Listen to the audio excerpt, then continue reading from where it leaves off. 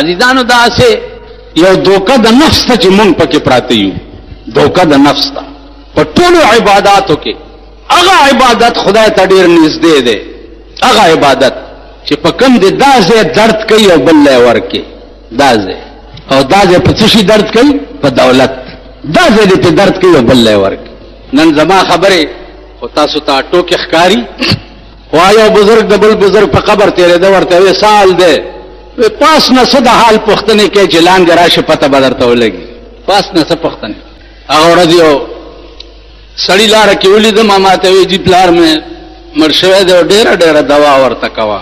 مالې ښه ویل نه که نه ډېره ډېره دوا ورته کوه. مال ته غم مه کوه. چې ته تېر شوم ملګرو راته وی دا تا خو مال د ده د پلار ټول عمر په سود کې تېر، ټول عمر په سود به پیسې ورکولې، ګاڼه ځایونه به اخېسته، ګاڼه ځمکې به اخېستې، د هغې حاصلات به یې خوړل، ټول عمر د ده د پلار دا کار. او ځکه ډېره ډېره دوا ورته وکړم نو خدای پاک خو یې پرېږدي نه. نو اندازه وکړئ چې پیغمبر په چا ګواه شي چې ان قومي زما قوم چې دی هغه ستا قرآن په ټوکو نیولی. څه به کي؟ ډېر خلق داسې دي مړی وشي دیرې ته یو عهدنامه یو کتاب دی هغه یو سی ورته په سینه کې دي، یا جمعات ته کمیس راولیږي په هغې ورته بسم الله لیکي. ټیک شو. څوک په دیره لګوي چې داسې غوړ غوندې مړی یو خانی یا نوابي که نه نو لوټې لاس کې نیولي او لګیا داسې ګرځي او آیات کرسي وایي او پیچوفکوي او دا د سپېږمو ته ور واچوئ. رنګ رنګ تماشې به په دیرو وګورئ، رنګ رنګ. دا ټول غلط په دې اصل کې. عزیزانو زه چرې دا اورېدو خبرې نه کوم، دا د قبر معاملې ما ته خدای په دنیا کې ښودلي دي. دنیا کې والله چې داسې مې لیدلي دي چې 15 کاله پسې رایستی دی او د لمبا پرخې همغسې په ګیره کې نښتې وې، داسې ثابت و. د هغه کار څه و؟ د هغه کار دا و چې په دې پېښور کې د هغه نه دولتمند سړی نه و. کار یې دا و چې ښي او ګس طرف ته به د بوجو کې پیسې پرتې وې، نو چې هر قسم غریب به راغی موټی به یې ډکول او ورکول او به یې شمارلې به نه. ټول دولت یې داسې خرچ کړی و. نن دولتمندو ته وګوره، دنیادارو ته وګوره. سال زه روزانه په دې خپل علاقه کې چې چېرته زه اوسېږم روزانه د دې جومات او د دې نورو جوماتونو چڼي راغواړم او یو نوړی ترې خورم چې قسم مې په ځای دا په بازار کې دا چولو والا نه وي، دغه چولو والا چولې ورته په کاسه کې اچولي، خوروا پکې نه وي چېرته کاسه کې. نو بله ورځ مې طالبان چې وکتل نو چولې مې یو خبره را یاده شوه. یو ملا له یو ورځ چا چکه راوړه، چې چکه یې راوړه نو جنۍ ته ملا وویل چې تاسو خو چېرې وظیفه هم نه ورکوئ، دا ماسته دې نن څنګه راوړه؟ ویل استاد دا بیګا کټوای پیشو جوټه کړې وه، نو مور مې وی چې تویوی یمه ملا له یوسئ. دې ملیانو نه ته تمه کې چې راشي د پلار مې مړ دی ورپسې دوا وکړي، مړه خدای راستي کوي وکړي. نو ملا هغه کټوای په ځمکه وویشته. نو جنۍ په ژړا شوه، ویلې ولې جاړې؟ خو بس یا خوړلې او یا توی کړي. ویل نه مستو پسې نه جاړم، دې کټوای پسې جاړم، نیا به مې ووهي. ویلې ولې؟ ویل دې کټوای کې به مې نیا د شپې متیازې کولې، پخوا به بهر څوک د یارې نه راوته نو کټوه به یې دننه کوټه کې ایښې وه تشو متیازو دپاره.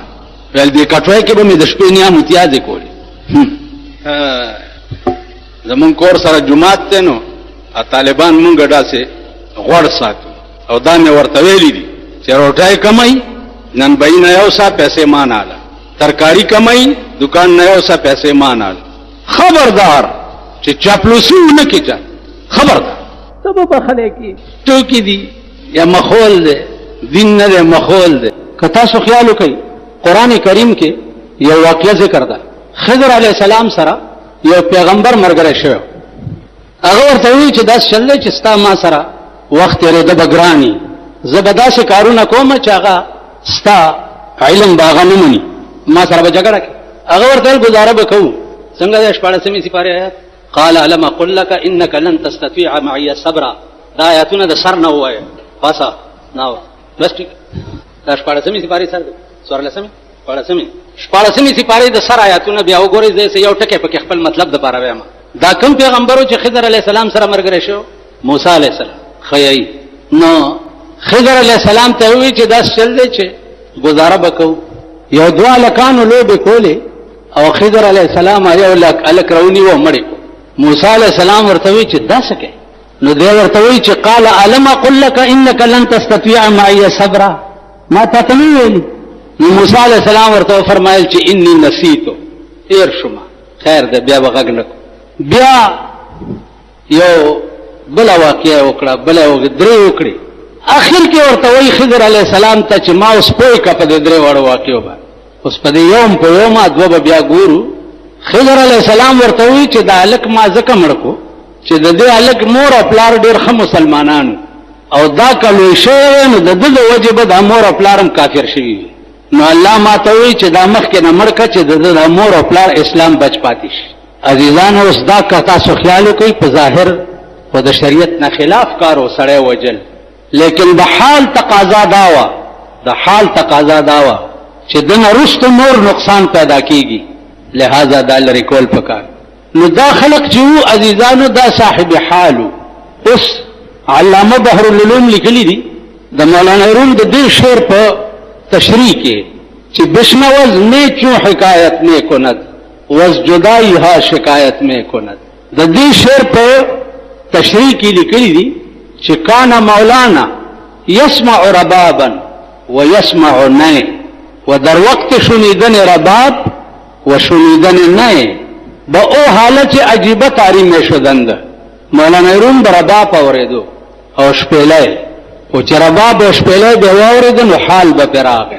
اوس په ظاهر خو رباب او شپیلای که تاسو خیال وکړئ دا د ګناه څیزونه دي، لیکن صاحب حال خلقو ته بیا رباب او شپیلای هم اوریدل جایز. دا پیر بابا چو اوس پیر بابا له خلق څه دپاره ځي چې ښځه یې نه وي، ښځه یې نه وي نو زیارت ته لاړ شي پیر بابا ښځې ورکوي. دا دومره لوی سړی تېر شوی دی، ده ته به هم رباب غږېدو نو د ده دا لستوڼي ډېر لوی لوی، نو رباب به چې غږېدو نو ده به ورته لستوڼی داسې او داسې کول. یو ملا ورسره ناست و، هغه لستوڼی ونیو چې دا څه کوې، خو چې ده لستوڼی داسې کو نو ملا چې کته بیا په کوی قاف کې زمانه تېره شوه، څه مسله پېښه شوه، مسله پېښه شوه نو پیر بابا وویل چې مولانا صاحب ته آواز کوي چې دا مسله حل کړي. نو چا ورته وویل چې صاحب هغه خو داسې چلو ستا لستوڼی ونیو سړی غیب شوی دی. وی ښه ده که نه تاسو هغه سړي ته آواز کوي. چې سړی راغی رباب له اطلانګ ورکو په پیر بابا بیا حال راغی چې حال پې راغی نو چې لستوڼی داسې او داسې کو لستوڼی بیا د کوی قاف غر سره داسې دا ملا مخې ته پرېوت. هغه چې وکته چې دا خو زما د پیر لستوڼی د نومي و، خو چې داسې کو نو بیا دلته و. دا کرامت و. په دې کې به دا اوسني مونږ غوندې خسکیان چې پیدا دي که نه دا خبره چې واوري نو تاسو رباب او کوی کاف نه دلته او فلانې نو تاسو ورسره باس مه کوئ، ورته کټت پت کې راځه بجلیګر ملا ته ما له را مخامخ کوئ. کرامت وی خرق العادت ته خلاف عادت چې د ولی په کار لاس کم شی صادر شي دې ته کرامت وي. شرقاید وګورئ چې د کرامت څه باسي کړی دی چې کرامت څه شي ته وایي، یو معجزه ده، معجزه څه شي ته وایي. نو خبرې د هر چا د اورېدو قابل هم نه او د دې مطلب دا نه دی چې هر سړی د ځان ته رباب غږوي او لستوڼی دی ورته خوځوي. مونږ خلک چې رباب او شپېلی اورو نو مونږ کې شیطان نه نوځي. دا اولیاء الله او صاحب حال خلقو دپاره دي، تا او ما دپاره نه دي. بیا دا د صاحب دل خلقو دپاره دي. ځکه شیخ سعدي صاحب وایي چې گر تو سنگ خار مرمر شوی، گر تو سنگ خار مرمر شوی چون بصاحب دل وسی گوهر شوی. کته د سارا کاڼې د بیابان کاڼې خو چې صاحب دل ته ورسی نو گوهر به درنه جوړ شي، ملغلره به درنه جوړه شي. که پیغمبر ته خدای وایي ملا سي او بیا زمونږ د زمانې ملا دله ته قرآن ورکړه چې دا تا جنازه وکړه، دا تا د خدای ته جرګه وکړه چې دی خدای وبخي، ته قرآن ورکړه دله. یا د جمعې په شپه د فاتحه جومات ته راوړې او طالبان یې وخوري او دغه یې کړي، ته دوی له قسم ورکړه چې د مړي پسې دړنه دوا وکړه، لاړو غرق شو، خدای دې کور وران کړي. پیغمبر ته خدای وایي چې ځان مه ستړی کوه، ان تستغفر لهم 70 مره، کتا او یا کرتی دی سړی د پاره مان بخنه غواړي په خپل ذات مې د قسمی کوي پرېدم نه یو ډېر د خطرناک آیات د پیغمبر قوم ته چې شپه ورځ په پیغمبر سترګې لګې دي او د پیغمبر په مجلس کې بناستو او جبريل راغی او وی چې فمن يكفر بعد منكم فإني أعذبه عذابا لا أعذبه أحدا من العالمين کدینا پس امرانه وکړو دس عذاب بدر کم چې په خپل خدای کې می چاله نه ور کړي دینا خطرناک آیات په قران کې بل نشتا دس عذاب بدر کم چې په خپل خدای کې می چاله نه ور کړي عزیزان هر وخت د خدای نه یریږي نن ټول ملک وګوره د خدای د قهر په لپیټ کې دی پندای وګوره بارانونو بیړه تبا کړه پنجاب وګوره آینده به سبزی او غلې او میوه ټوله تبا شو هزارو وګوره دویم ځل دی چې پتندر را غورځيږي 50 پکې پرونه مړ دي باران لاسکه ور سره داسې قهر را غورځي چې ثابت غر او چت کې په قوم ورول غر د دې غرونو متعلق خو ته خدای ویلي دي کنه القارعه ما القارعه وما ادراك ما القارعه يوم يكون الناس كالفراش المبثوث دا بني ادم به د ملخانو غوندي والوزي وتكون الجبال كالعهن المنفوش او دا غرونه به وګورئ چې د ډنډ چوي وړای په شانې په پاسمان کې د پاغوندو غوندي والوزي هغه نظاره درته قدرت په دنیا کې هم خي او تاسو پوهیږئ نه هغه نظاره درته قدرت خي د غر یو غونډس کې پشان کانه روچت کی او خلق رو ورده اوس پاسمان کې غر کم ځای دی د ورځې او د پړق نظر ته تندر جوړ شو در باندې رو ورده او تبادی خدای ته رجوع شي خدای ته په خدای قسم چې عمر لا بجاړي عمر لا د نوح علی السلام قوم بدر نه جوړي چې د کشتۍ جوړول او قوم ور پورې خندل نو خدای ته وی چې یا الله دی خو ما پورې خان دی ول ورته وایا چې فلیضحکوا قلیلا وليبکوا کثیرا لغون دی وخاندای بیا ډېر جاړي دا سه بجاړي چې عمر لبم جرا سو کولې نشي بخله کیږي به حضرت علی او بیبي فاطمه چې روزای نیولې و او جماعت ورته مخه ته پروت ته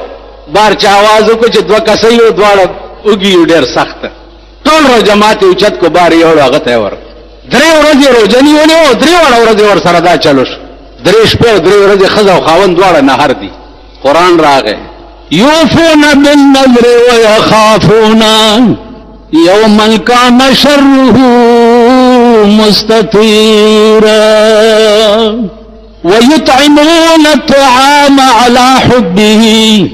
ويطعمون الطعام على حبه مسكينا ويتيما وأسيرا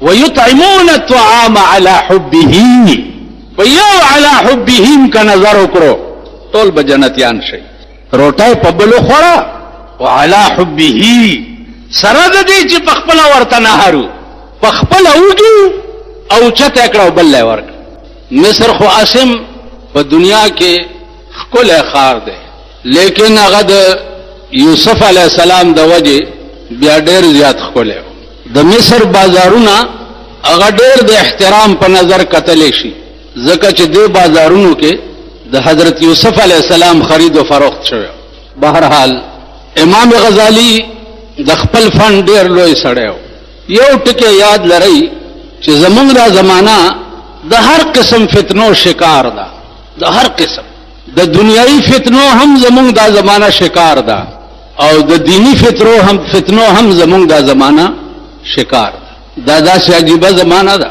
که خکار کې بد سوک نه پریدي او که بدکار کې نو بد سوک نه پریدي که خکار کې دشمنان بد ډیری او که بدکار کې نو داغه خو سوایا بلکې دا داسې زمانہ ده که بدکارونه کې دوستان بد ډیری نو د دې وجنه دا زمانہ دا هغه حدیث مصداق شوی دا رسول الله صلی الله علیه وسلم فرمایلی دي چې یاتی علی الناس زمان لا يبقى من الاسلام الا اسمه ولا يبقى من القرآن الا رسمه زما په امت باندې به یو داسې زمانہ راشي چې اسلام بچا کې پاتې نشي صرف نامه به پاتې شي قرآن به پاتې نشي کم غرض له چې قرآن دنیا ته راغلی دی اب پاتې نشي الا رسمه مگر اگر رواج به پاتې شي اوس په ټول پاکستان کې تاسو وګورئ ژوندي په اعتبار د عمل سره قرآن ته نږدې نه راځي. د قرآن اس فیصله چې ده هغه په ځان نه حاوي کوي او چې مړی پکې وشي نو بیا قرآن را یاد شي.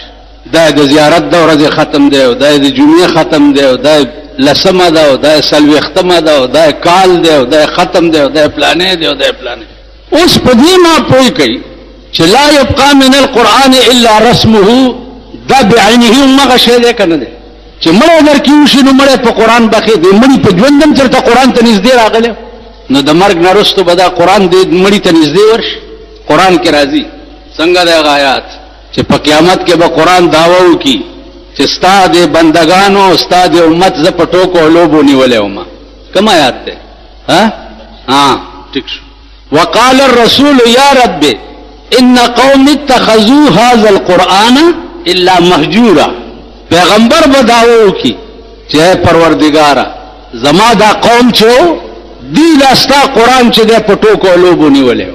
اوس تاسو په ایمان ووایئ مرګ نه وروسته خو پته نه لګي د هر چا قبر به ځان لئ چې دننه پکې اره بلایي. خو عمومي طور باندې وګورئ چې پیغمبر واحد وکیل به په 1,40,000 پیغمبرانو کې به واحد وکیل رسول الله صلی الله علیه وسلم، واحد وکیل، بل څوک به نه. اوس هغه بین الاقوامی وکیل چې د خدای په مخ کې په خپل امت باندې دا دعوه وکړي دا به څه چلی؟